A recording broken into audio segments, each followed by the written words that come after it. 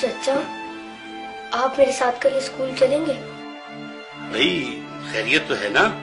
نہیں، وہ میں نے اپنے اسکول کی فیس جمع نہیں کروائی۔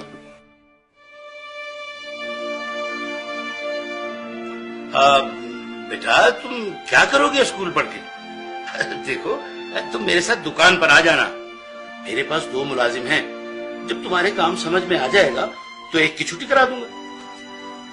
تم لوگ دھیان سے پڑھو، ٹیچر کے آنے سے پہلے اپنا ہوم ورک مکمل کر لو۔ اچھا چچا میں چلتا ہوں۔ ارے نہیں بھائی، کھانا کھا کے جانا۔ ہائے ابھی ہمارا کھانا تیار نہیں ہوا۔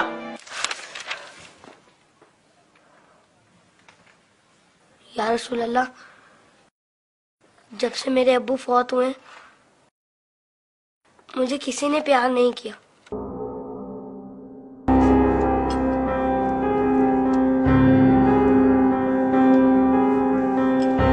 لوگ مجھے لاوارث سمجھتے ہیں، مگر یتیموں کے وارث تو آپ ہیں۔ شاید یہ بات کسی کو پتا نہیں ہوگی، تبھی تو مجھے اسکول سے نکال دیا۔ لیکن یا رسول اللہ، مجھے کسی سے کوئی شکایت نہیں ہے۔ آپ میرے وارث ہیں، اس سے بڑھ کر اور میرے لیے کیا ہو سکتا ہے؟ اللہم صلی علی محمد و علی محمد۔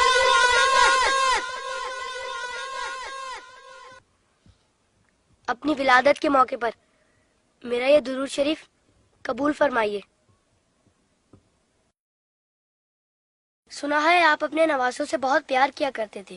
امام حسن علیہ السلام اور امام حسین علیہ السلام کو کندھوں پر بٹھا کر سیر کرایا کرتے تھے۔ آپ امام حسین علیہ السلام کے گلے کے بوسے لیا کرتے تھے اور روتے تھے۔ آپ کو پہلے سے علم تھا نا کہ امام حسین علیہ السلام کے گلے کو کاٹا جائے گا؟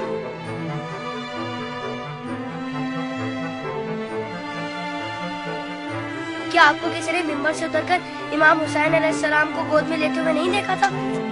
آپ نے تو خطبے کے بیچ میں انہیں گود میں لے کر کہا تھا، اسے پہچان لو، یہ حسین ہے، اسے کبھی تکلیف مت دینا، اس کی ہمیشہ مدد کرنا۔ جس نے حسین سے محبت کی اس نے مجھ سے محبت کی۔ کیا یہ سب کسی نے نہیں سنا ہوگا؟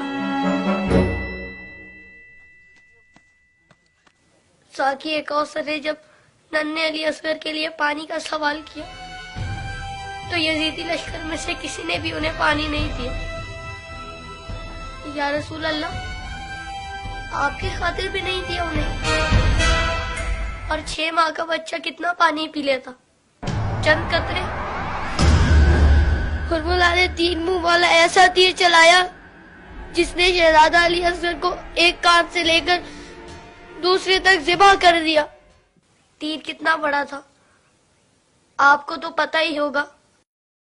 تیر لگنے پر شہزادہ علی اصغر روئے ہوں گے۔ کٹے ہوئے گلے کو دیکھ کر مولا حسین بھی روئے ہوں گے۔ ننھے شہزادے کی لاش کو لے کر کبھی مولا آگے بڑھتے تو کبھی پیچھے ہٹ جاتے۔ جب شہزادے کو ماں کی گود میں رکھا ہوگا تو تیر چھپا دیا ہوگا۔ ماں نے جب ننھے شہید کو دیکھا تو کہا، ارے تیری عمر کے تو جانور بھی ذبح نہیں ہوتے، ان ظالموں کو تیری کمسنی پر بھی رحم نہیں آیا۔ غازی عباس کے بازو کٹ گئے، سکینہ کی آس ٹوٹ گئی۔ سنا ہے بی بی سکینہ مولا حسین کے سینے پر سوتی تھی، مولا کے دل کا سکون تھی وہ۔ شاید اسی لیے امام حسین نے اپنی شہادت سے پہلے زمین کربلا سے کانٹے چن لیے۔ میرے بات کہیں میری بیٹی کے پاؤں میں کانٹے نہ چبھ جائے۔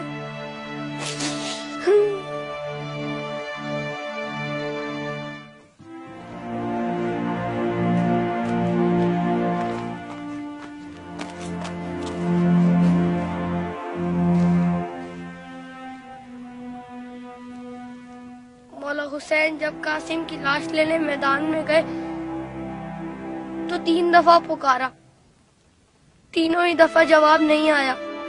پھر فرمایا، امام ہو کر حکم دیتا ہوں، بتاؤ کہاں ہو تم؟ تو مشرق سے آواز آئی، چچا، مغرب سے آواز آئی، چچا، چاروں طرف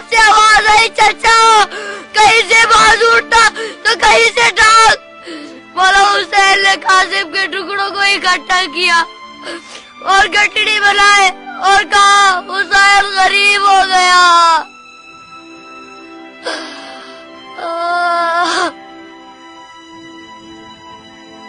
یزید کی فوج میں کسی کو پتا تو ہوگا یا کسی نے بتایا تو ہوگا کہ جن لوگوں کو تم مار رہے ہو وہ نواسہ رسول ہے. مولا حسین نے بلند آواز میں کہا تھا میں نواسہ رسول ہوں, کوئی میری مدد کرنے والا ہے؟ یہ سن کر یزیدی فوج میں سے ہر کسی نے ان کی مدد تو کی ہوگی. سنا ہے یزیدی فوج نے امام حسین کو شہید کرنے سے پہلے نماز پڑھی تھی, اذان بھی دی ہوگی. کیا اذان میں آپ کا نام نہیں سنا ہوگا؟ تو پھر آپ ہی کے نواسے کو اتنی بے دردی سے شہید کیسے کیا؟ شہید کرنے کے بعد پہچانا نہیں ہوگا, ورنہ لاشوں پر اس طرح گھوڑے نہ دوڑاتے.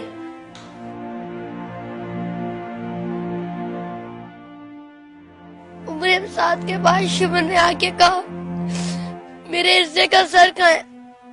حسین کو قتل تو میں نے کیا تھا, تو نے وہ سر کولی کو دے دیا. عمر سعد نے کہا میں نے تیرے لیے بھی ایک سر رکھا ہوا ہے. شمر نے پوچھا کہاں ہے؟ عمر سعد نے کہا جا نیزے برداروں کو لے جا خیمے کے پیچھے. ان ظالموں نے وہاں جا کر زمین میں نیزے مارنے شروع کر دیے. ایک نیزہ ایسا زمین میں گیا کہ ساتھ علی اصغر کو لے آیا. سب شہیدوں کے سر نیزے پر گئے, علی اصغر کا بدن نیزے پر گیا.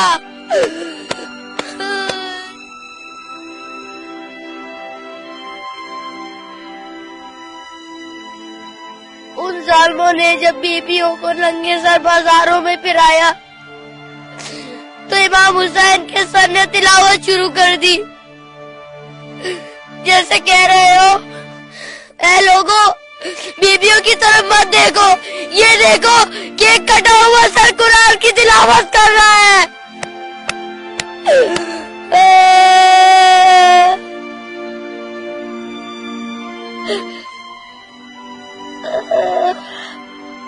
جب میں کربلا کا ذکر کرتا ہوں تو میری تکلیف مجھے بہت چھوٹی لگتی ہے یا رسول اللہ. جب جب آپ مجھے یاد آتے تب تب مجھے کربلا والے یاد آتے. مجھے پتا ہے آپ اس منظر کو کبھی نہیں بھلا سکتے. جس منظر کو آپ نہیں بھلا سکتے اسے ہم کیسے بھلا دیں؟